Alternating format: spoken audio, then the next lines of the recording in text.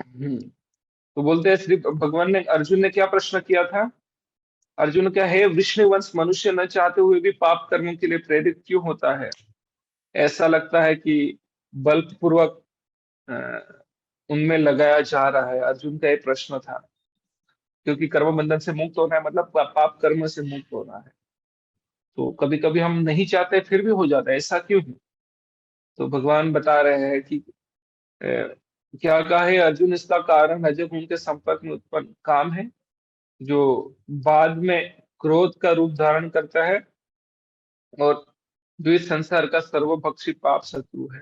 तो काम ही है सबको ये सब पाप कर्म में लगाता है। बोलते हैं कि वो पाप वो काम किस प्रकार आवृत होता है, जिस प्रकार अग्नि धुएं से। तो उसका इग्नोरेंस जो लस्ट का जो कवरिंग होता है वो कम होता है। किसमें? मनुष्य में लस्ट का कवरिंग कम होता है, काम वासना का आवरण कम होता है। फिर पशुओं में काम वासना का आवरण मनुष्य से ज्यादा होता है। तो उसका कंपेयर किया गया है, भ्रूण गर्भाशय से आवृत रहता है। तात्पर्य में आप पढ़ लीजिएगा, उसमें लिखा है। फिर बोलते हैं हाँ, और सॉरी, दर्पण धूल से मतलब वो पशुओं के साथ तुलना की गई है। और गर्भाशय में आवृत मतलब उसका कवरिंग बहुत ज्यादा ही है। उसका कंपैरिजन पेड़ पौधों, जो अचर जीव होते हैं, उनके साथ किया गया है। इस प्रकार से अलग अलग जीवात्मा पर काम का आवरण अलग अलग लेवल पे होता है। फिर यहाँ अगले श्लोक में बता रहे, इस प्रकार ज्ञानमय जीवात्मा की शुद्ध चेतना उसके काम रूपी नित्य शत्रु से ढकी रहती है। तो ये जो पूरी भौतिक संसार में लोग पीड़ित हो रहे हैं, किसकी वजह से? एक काम रूपी शत्रु की वजह से। क्यों? काम से क्या होता है, उसका ज्ञान ढक जाता है। ठीक है, और वो जो काम कभी तुष्ट नहीं होता और अग्नि के समान चलता रहता है, उसको अगर हम जितना भी भोगना भी चाहे, वो कभी संतुष्ट नहीं होता, और चाहिए और चाहिए और चाहिए। बोलते हैं कौन सा, काम क्रोध और लोभ, ये क्या है? ये हेल मतलब क्या बोले, नरक के रास्ते हैं कि काम क्रोध और लोभ। तो काम अगर संतुष्ट होता है तो लोभ आता है, काम संतुष्ट नहीं होता तो क्रोध आता है। तो काम क्रोध और लोभ तीनों नरक के रास्ते हैं। तो बता रहे हैं इंद्रिया, तो ये काम कहाँ पर रहते हैं? इंद्रियों में मन तथा बुद्धि, ये काम का निवास स्थान है। इनके द्वारा यह काम जीवात्मा के वास्तविक ज्ञान को ढककर उसे मोहित कर लेता है। फिर आगे के श्लोक में बता गया है, इसीलिए हे भरतवंशियों में श्रेष्ठ अर्जुन, प्रारंभ में ही इंद्रियों को वश में करके इस पाप का महान प्रत्येक काम का दमन करो और ज्ञान तथा आत्म साक्षात्कार के इस विनाशकर्ता का वध करो। तो शुरुआत में मतलब जन्म होने के बाद जब 5 साल हो जाते हैं, तब से ही इसके बारे में हमें, मतलब इसीलिए जब 5 साल के हो जाते हैं तो ज्ञान की क्या बोलते हैं उनको, they will be given a knowledge, they will be instructed. तो उनको अलग अलग प्रकार का ज्ञान दिया जाता है। पांच शुरुआत से ही हमें उसके ऊपर काबू करना चाहिए। अगर पुरुष है तो उनको ब्रह्मचर्य के बारे में बताया जाता है। और तो ब्रह्मचर्य से इंद्रिय को वश में, और स्त्री है तो चारित्र चेष्टित। तो इस प्रकार से अलग अलग है। तो कर्मेंद्रिय जड़ पदार्थ की अपेक्षा श्रेष्ठ है। तो बोला गया है कि और बुद्धि से बढ़कर है। तो कर्मेंद्रिया जड़ पदार्थों की अपेक्षा श्रेष्ठ है, मन इंद्रियों से श्रेष्ठ है, बुद्धि मन से भी उच्च है, और वह बुद्धि से भी वह मतलब आत्मा बुद्धि से भी बढ़कर है। तो मतलब हमें बुद्धि को काबू में रखना है ज्ञान से। आत्मा क्या है? सच्चिदानंद, इटर्नल है। चिद सत मतलब इटर्नल, इटर्नल मतलब नित्य, कभी उसका विनाश नहीं होता। सच्चिद मतलब फुल ऑफ नॉलेज, ज्ञान पूर्ण है। तो ज्ञान से तृप्त है, तो उसका ज्ञान है। लेकिन क्या होता है जब अहंकार आता है, मिथ्या अहंकार। तो दो प्रकार के अहंकार होते हैं, मिथ्या अहंकार और एक है सच्चा अहंकार। तो सच्चा अहंकार यह है कि हम भगवान के भक्त हैं, भगवान के सेवक हैं। मिथ्या अहंकार यह है कि मैं भोक्ता हूँ, मैं स्वामी हूँ इस संसार का। ये मिथ्या अहंकार है। और जैसे मिथ्या अहंकार का भाव आता है तो तुरंत जो उसका जो आध्यात्मिक ज्ञान है वो कवर हो जाता है, क्योंकि जब तक आध्यात्मिक ज्ञान रहेगा तब तक मिथ्या अहंकार को संतुष्ट कर ही नहीं पाएगा वो। तो इसीलिए बोला गया है कि बुद्धि से बढ़कर आत्मा है। क्यों? उसके अंदर दिव्य ज्ञान होता है, लेकिन जब उसको मिथ्या अहंकार, बुद्धि और आत्मा के बीच एक और लेयर आता है, मिथ्या अहंकार, अहंकार। तो वो 7वें अध्याय के चौथे 5वें श्लोक में आएगा। अगर मिथ्या अहंकार आ गया तो नॉलेज कवर हो जाता है। जैसे ही नॉलेज, ज्ञान कवर हो जाता है, बुद्धि काम करना बंद कर जाती है। क्योंकि बुद्धि ज्ञान पर ही ज्ञान होने पर ही कार्य कर सकती है। अगर ज्ञान नहीं है तो बुद्धि कार्य नहीं कर सकती। अगर बुद्धि सही से कार्य नहीं करती है तो मन को तो मजा आ जाएगा, मन भी सही से काम नहीं करेगा। अगर मन सही से काम नहीं कर रहा है तो बेसिकली इंद्रिया भी काबू में नहीं रहेगी। अगर इंद्रिया काबू में नहीं रही तो क्या होगा? मतलब पाप ही कर्म करते हम रहेंगे। इस प्रकार हमें बुद्धिपूर्वक मन काबू में रखना चाहिए। तो यही अगले श्लोक में बताया है। इस प्रकार महाबाहु अर्जुन अपने आप को भौतिक इंद्रियों, मन तथा बुद्धि से परे जानकर मन को आध्यात्मिक बुद्धि से स्थिर कर करके आध्यात्मिक शक्ति द्वारा इस काम रूपी दुर्जय शत्रु को जीतो। मन को हमें कैसे जीतना है? आध्यात्मिक बुद्धि से। तो आध्यात्मिक बुद्धि कैसे काम करेगी? आध्यात्मिक ज्ञान होने पर ही आध्यात्मिक बुद्धि काम कर सकती है। तो मन को सावधान, मतलब सॉरी, सावधान कुछ गलत शब्द यूज किया, पुराना है मेरे पास, हो सकता है इसमें गलती हो सकती है। लेकिन आध्यात्मिक बुद्धि से स्थिर करके आध्यात्मिक शक्ति द्वारा इस काम रूपी दुर्जय शत्रु को जीतो। तो यहाँ पे क्या बताया गया है? आध्यात्मिक बुद्धि मतलब आध्यात्मिक ज्ञान। आध्यात्मिक बुद्धि के लिए आध्यात्मिक ज्ञान जरूरी है। जब तक आध्यात्मिक ज्ञान नहीं है तब तक हम ये काम रूपी दुर्जय शत्रु को जीत ही नहीं सकते। और ये आध्यात्मिक ज्ञान के द्वारा ही हम काम रूपी दुर्जय, दुर्जय मतलब उसको काबू में लाना बहुत कठिन है। तो उसके बाद अगर हमारे पास आध्यात्मिक ज्ञान होगा, दिव्य ज्ञान होगा, तो ही हम क्या कर सकते हैं कि काम रूपी शत्रु को हम जीत सकते हैं। इसीलिए तो वो आध्यात्मिक ज्ञान क्या है? ठीक है, आध्यात्मिक बुद्धि को काबू में रखने के लिए आध्यात्मिक ज्ञान चाहिए। तो आध्यात्मिक ज्ञान क्या है? तो दिव्य ज्ञान। और आध्यात्मिक मतलब दिव्य ज्ञान। वो दिव्य ज्ञान क्या है? तो वही भगवान चौथे अध्याय में बताते हैं। इस प्रकार तीसरे और चौथे अध्याय का कनेक्शन यहाँ से बनता है कि भगवान बोल रहे हैं, सॉरी, हाँ, भगवान बोल रहे हैं कि काम रूपी दूसरे शत्रु को आध्यात्मिक बुद्धि से मन को स्थिर करके करना चाहिए।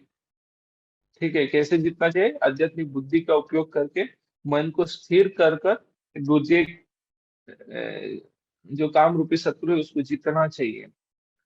तो ये आध्यात्मिक ज्ञान है क्या? तो आध्यात्मिक ज्ञान तो बोलते हैं ये जो ज्ञान है आध्यात्मिक ज्ञान, तो भगवान ने चौथे अध्याय में पूरा बताते हैं। तो ये ज्ञान कैसे बताया था? तो बोल रहे हैं शुरुआत में तो हमने ये चर्चा कर ली थी, तो मैं डिटेल में नहीं जाऊंगा। How to understand Bhagavad Gita, में भगवत गीता कैसे सीखना चाहिए, तो उसमें हमने पहले 3 श्लोक की चर्चा की थी। तो वहां पे बताते हैं, श्री भगवान उवाच इमं व्यस्वते योगम प्रोक्तावान हम अव्ययम विवस्वन मनवे प्राह मनुरिस्वकु अब्रवीत। तो जो ये दिव्य ज्ञान है भगवान ने कैसे, मैंने इस अमर योग विद्या, मतलब योग विद्या मतलब ये दिव्य ज्ञान है भगवान ने, का उपदेश सूर्यदेव व्यवस्वान को दिया था। शुरुआत में मैंने व्यवस्वान को दिया था, और व्यवस्वान ने मनुष्य के पिता मनु को दिया था, और मनु ने इसका उपदेश इक्ष्वाकु को दिया था। तो बेसिकली हमें भगवान बता रहे हैं यहाँ पे, हमें ये जो दिव्य ज्ञान है परंपरा में प्राप्त करना चाहिए। हमें ये जो ज्ञान है कोई IIT MBBS कॉलेज से प्राप्त नहीं करना चाहिए, जो ये ज्ञान देने के लिए अधिकृत नहीं है। जैसे मैं बहुत बार बता चुका हूँ कि IIT आपको MBBS की डिग्री नहीं दे सकती, और एम से आपको बीटेक की डिग्री नहीं दे सकती, आईआईएम आपको बीटेक की डिग्री नहीं दे सकती। इस प्रकार ये जो आईआईएम है, आईआईटी है, और जो भी कॉलेज है, एम से ये सब चीज हमें आध्यात्मिक ज्ञान की डिग्री नहीं दे सकती, अधिकृत ज्ञान नहीं दे सकते। अगर मानो हमने इसी कॉलेज से हमने मुझे याद है, मैं जब लेक्चरर था तो मेरे दो स्टूडेंट थे, तो उन्होंने एमटेक किया था, ऐसी ऐसी कॉलेज से किया था, they were not approved by AICTE. तो उनकी एमटेक की डिग्री जब भी वो जॉब के लिए जाते थे वैलिड ही नहीं कहलाती, 2 साल बिगाड़ दिए। इस प्रकार हम ये जो दिव्य ज्ञान है और अनधिकृत यूनिवर्सिटी से अगर हम प्राप्त करेंगे तो वो वैलिड नहीं कहलाएगा, भगवान उसको स्वीकारेंगे नहीं। ठीक है, तो इसी प्रकार परंपरा में ही आना चाहिए। तो यहाँ पे आप तात्पर्य पढ़ लीजिएगा, मैं डिटेल में नहीं जा रहा हूं। मैं परंपरा की बात की है भगवान ने, और कुछ कनेक्शन बताया है किस प्रकार कितने साल पहले सूर्यदेव को दिया था। तो ये 30 करोड़, वर्तमान मनु की आयु लगभग ये 30 करोड़ है जो भी है, और उसके 12 करोड़ साल बीत चुके हैं। तो कैलकुलेशन है उसमें, मैं जा नहीं रहा, उसका भी अलग कैलकुलेशन है। तो बोल रहे हैं एवं परंपरा प्राप्तम इमं राजर्षयो विदु सहकाले महता योगो नष्ट परंतप। इस प्रकार यह परम विज्ञान गुरु परंपरा द्वारा प्राप्त किया गया, और राजर्षियों ने इसी विधि से इसे समझा। तो मतलब ये परंपरा में आता है ज्ञान, ऐसा नहीं कि भाई कहीं से भी डायरेक्टली, है ना, परंपरा में हमें सीखना चाहिए। और राजर्षियों ने, तो राजर्षि शब्द आता है, तो ये ज्ञान को ये जो ऐसे लोगों के लिए नहीं है जो, मतलब स्पेशली हमें ये जो महान लोग हैं, राजा लोग हैं, जो लीडर लोग हैं सोसाइटी, उनको ऐसे भगवान यहाँ पे उदाहरण दे रहे हैं, ऐसे लोगों को हमें प्रचार करना ही चाहिए। तो भगवान ने स्वयं ये ज्ञान का प्रचार पहले राजर्षियों को किया था, बड़े बड़े राजाओं से शुरुआत की थी, राज ऋषि दोनों, राजा और ऋषि दोनों से शुरू किया था। तो तो हमारा भी कर्तव्य बनता है कि भगवान के उदाहरण को अनुसरण करके हमें भी ये ज्ञान, जो देश के, मतलब देश में बहुत सारे लीडर लोग होते हैं, बिजनेसमैन होते हैं, या कुछ अलग अलग फील्ड में अलग अलग लोग होते हैं, जैसे स्कूल के प्रिंसिपल होते हैं, टीचर लोग होते हैं, कॉलेज के लेक्चरर होते हैं, प्रोफेसर्स होते हैं। ये सब लोगों को एक ज्ञान देना चाहिए, ज्ञान देने का प्रयत्न करना चाहिए। क्योंकि भगवान ने भी देखो, अर्जुन एक महान नेता थे, वो महान क्षत्रिय थे, उनको भी ज्ञान दिए। तो हमें ऐसे लोगों को ज्ञान देने के लिए, देखो प्रभुपाद का आप उदाहरण देखेंगे, प्रभुपाद ने भागवतम जब लिखा पहला स्कंद, तो सबसे पहले वो लाल बहादुर शास्त्री को देने गए थे, उस वक्त बड़ा प्रधान थे। तो प्रभुपाद जो जितने भी हमारे आचार्य लोग हैं उनका यही उदाहरण है। भक्ति सिद्धांत सरस्वती ठाकुर, उन्होंने क्या किया था, उस वक्त ब्रिटिशर्स इंडिया में राज कर रहे थे, ब्रिटिशरों को एक ज्ञान देने के लिए अपने प्रोग्राम में इनवाइट करते थे। बहुत सारे फोटोज भी है उनके। इस प्रकार चलता था। भक्ति विनोद ठाकुर उनके समय में ही वो क्या करते थे, बहुत बड़े बड़े मतलब स्क्रिप्ट लिख कर वो लंदन वगैरह भेजा करते थे, पोस्ट से प्रचार करने का प्रयत्न करते थे वो।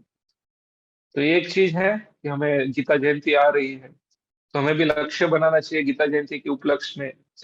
3 तारीख को है, 4 तारीख को मोक्ष एकादशी है, जनरली गीता जयंती और मोक्ष एकादशी एक ही दिन आता है, लेकिन फास्टिंग हम 4 तारीख को कर रहे हैं। एकादशी 3 तारीख को है, लेकिन फास्टिंग उसका जो है, क्योंकि तिथि भंग होती है, वो सब अलग चीज है, तो उसकी वजह से हम फास्टिंग 4 तारीख को कर रहे हैं। लेकिन उस दिन हमें जो भगवत गीता का जो आविर्भाव दिवस है, उस दिन हमें क्या करना चाहिए, गीता हमें बांटनी चाहिए लोगों को। अलग अलग प्रकार के जो अलग अलग स्तर पे जो नेता, और मतलब जो अभी वैल्यू कर सकता है, जो इन्फ्लुएंस लोग हैं, उनको कोशिश, तो ऐसे लोगों को पहुंचाने की हमें कोशिश करना चाहिए, भगवान के उदाहरण को अनुसरण करके, प्रभुपाद के उदाहरण का अनुसरण करके। तो इस प्रकार परंपरा में आया था, और राजर्षियों ने इस विधि से उसे समझा, सबने परंपरा में ही समझा। किंतु क्या हुआ, कालक्रम में यह परंपरा छिन्न हो गई। यत अतः यह विज्ञान यथा रूप में लुप्त हो गया लगता है। तो अगले श्लोक में बता रहे हैं कि, तो मैंने ये क्यों बता रहा हूँ, अर्जुन को भगवान बता रहे हैं, स एवायम मयाति यज्ञ योगो प्रोक्त पुरातना भक्तोसी में सखा चेति रहस्यम एतदुत्तमम्। तो आज मेरे द्वारा वही यह प्राचीन योग, यानी परमेश्वर के साथ अपने संबंध का विज्ञान तुम्हें कहा तुमसे कहा जा रहा है, क्योंकि तुम मेरे भक्त तथा मित्र हो। तो ज्ञान किसको बताया जाता है? जो समझने के काबिलियत हो, समझने के लिए काबिलियत हो। मतलब भक्त और मित्र वही समझ सकता है। हमारे कोई नजदीकी व्यक्ति हमें समझ सकते हैं, अपने लोग ही समझ सकते हैं। तो भक्त मतलब वो भगवान के प्रति उनकी शरणागति है। भक्त मतलब क्या है? उसमें प्रेम है और सेवा है। और जो हमारे हमें प्रेम करेगा, जो सेवा करेगा, उसको ही हम अपना सीक्रेट बताते हैं। पर प्रेम और सेवा मित्र में हो ही सकता है। तो अर्जुन के भगवान के साथ साख्य भाव का संबंध था। तो इसीलिए भगवान बताए कि तुम मेरे भक्त हो, मित्र हो, इसीलिए तुम विज्ञान के दिव्य रहस्य को समझ सकते हो। तो इस प्रकार भगवान ने इसलिए अर्जुन को बताया। तो इसके बाद अर्जुन को प्रश्न होता है कि, क्या प्रश्न होता है, तो इसके साथ हम समाप्त करेंगे। अर्जुन उवाच परम भवतो जन्म परम जन्म विवस्वत कथम एतद् विजानीयम् तमादो प्रोक्तवानिति। तो बोल रहे हैं, अर्जुन ने कहा, सूर्यदेव विवस्वान आपसे पहले हो चुके हैं। मतलब विवस्वान मतलब आप देख रहे हैं ना, सूर्यदेव तो भगवान का जन्म, मतलब ये द्वापर युग में आए उससे पहले भी सूर्यदेव थे। तो आपसे पहले हो चुके हैं, ज्येष्ठ है, आपसे बड़े हैं। तो फिर मैं कैसे समझूं कि प्रारंभ में भी आपने उन्हें इस विद्या का उपदेश किया था। तो अर्जुन के प्रश्न करते हैं भगवान कृष्ण के पहले और दूसरे श्लोक का जब बोले तो उसके ऊपर एक प्रश्न करते हैं। तो ये प्रश्न का उत्तर देते हैं भगवान तो अगले श्लोक में। तो वो कल हम उससे रेगुलर शुरू करेंगे, ये चौथे अध्याय का कल समझेंगे। तो यहाँ पर हम समाप्त करते हैं। बहुत बहुत धन्यवाद। हरे कृष्णा।